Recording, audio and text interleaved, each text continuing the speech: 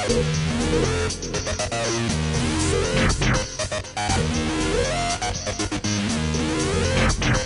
this video, we're going to take a look at the different types of lights available within UDK. Now, what I'm going to do first is open up the content browser and switch over to actor classes. And here underneath the light actor, you're going to notice a few different types of lights. We have 5, actually. We have directional light, point light, skylight, spotlight, and UT pickup light. Now, UT pickup light is highly specialized. It's really only there for specific circumstances within the game Unreal Tournament, so we're going to disregard that in this particular case. Now, that only leaves 4. A skylight is an interesting case. What a skylight is it's like an infinite sphere or hemisphere of light that is there to simulate ambient light being bounced around your scene.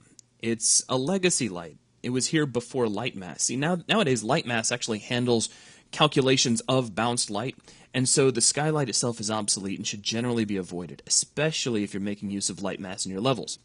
Now that only leaves 3. We have the point light, the spotlight, and the directional light, and I have one of each set up here inside this level to demonstrate for you. So let's start off with the point light.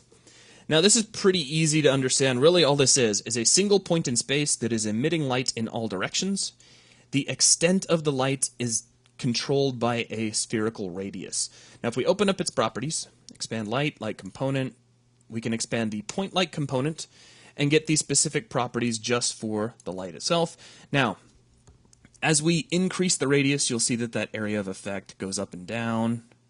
Pretty easy to understand. You can also control the fall-off exponent, which is how quickly the light is going to decay from the actual start point to the edge of that radius. So if we set that to 0, we get no decay, and we have a razor-sharp sphere. We can go ahead and push that up to 1, and now we have linear decay, and we'll push that back up to 2. Now, there are 3 separate shadow properties here, and without going into too much detail, what these do is these allow you to control modulated shadows. Modulated shadows attenuate by default, meaning that if you were standing, say, in this level, and you looked down at your shadow, say you had a shadow that was kind of pointing off at like 3 o'clock, that shadow would be darker toward your feet than it would be as it gets up to the shadow of your head. It would just kind of have a fade off. And these properties allow you to control that. So you have the fall off radius, which controls where that fall off is going to begin, the fall off exponent, which is how quickly that's going to happen, and then a multiplier value to affect that. Now down from here we have the translation of the light. Generally, I don't use this that often, but well, really, because if I want to move a light, I can just move the light. But what this allows you to do is to move the actual light location away from the pivot point of the actor itself. So if we take the Z and set it up to, I don't know, let's try 128. You'll notice the light actually moved up, but the actor is still in the same location. So it's a nice way to quickly punch in an exact offset if you need to, like a relative distance. Okay, so that's a point light. Pretty easy. Now let's come over to a spotlight. As the name suggests, this is going to allow you to use a cone of light as opposed to something that emits in all directions.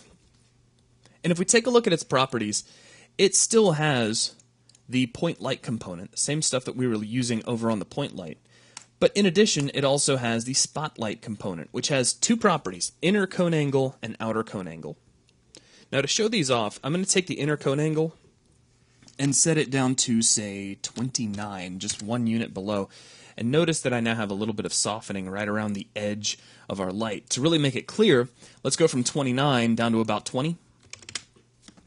And what you're seeing here is that within the inner cone angle, you're getting 100% intensity of the light. As you move from the edge of the inner cone angle to the edge of the outer cone angle, the light is falling off and eventually going to black, and outside the outer cone angle, you get no light. So it's a way you can control not only how big the cone of the light is, but how it softens as it gets to the outer edge. If you want a soft light, you want a nice difference between your inner and outer cone angle. If you want a sharper light, then you don't want much of a difference. Now, generally, having the 2 values the same would be considered highly unrealistic. You're not often going to see that unless you've got some sort of a mask in front of the light. So just keep that in mind. Also be aware that if it is static lighting, that creating a razor sharp light like this would require that you have a really high resolution light map, and you'd have to build to some pretty high settings to be able to see that. Just food for thought. For this reason, if for no other than the fact that it does look better, it's generally a good idea to have some softening. So that's a quick look at spotlights. There's really not much to them. I mean, if you can grab a point light and understand how that works, a spotlight's just kind of a portion of a point light with some cone control. Now up here in the air, I've got a directional light. Now directional light simulates light coming from an infinitely distant location from an infinitely large plane. What that means is all of the light rays are parallel. If you've ever taken like a flashlight and you shine it at the wall and put your hand in front of it, you ever notice how your shadow gets really big as you get close to the light source and then kind of smaller as you move away? That's because that light is going out in a cone-like shape, and that's the kind of behavior you'd actually see if you used a spotlight in UDK. However, if you go outside and stand beneath the direct sunlight, if you hold your hand out and take a look at it on the ground, your hand's shadow is going to be roughly the same size as it is in the air as when you put your hand right over the ground. And that's because all of those light rays are almost parallel, because the sun is very, very large and it's very, very far away. Because of that, directional lights are perfect for simulating the sun. They do have one slight difference.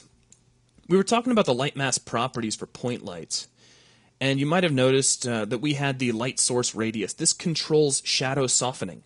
The larger your radius, the softer your shadows are going to be. If you have a radius of 0, you get razor sharp shadows. If you go to a spotlight, you get the exact same thing. However, on a directional light, the property is called light source angle because radius is irrelevant when all of your light rays are parallel. So as you start to increase this radius, your shadows will get softer. That's really all there is to it, and you can play with that and get a lot of different types of shadowing effects.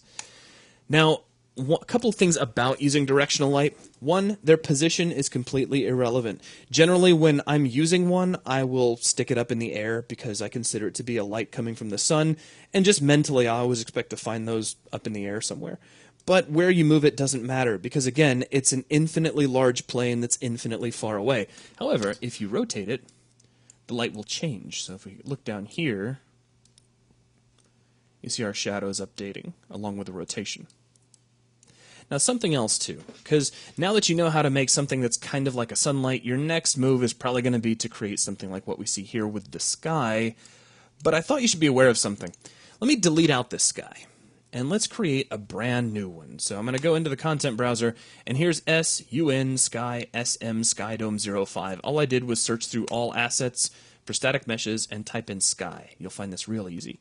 Now I'm going to drag this into the middle of our level, and as soon as I let go of the mouse, it looks like everything goes black. Now, part of that is that we need to rebuild our lighting, which I could do. Let me switch over to preview mode and click Build All. But see, the problem here is that we've set up a gigantic static mesh dome.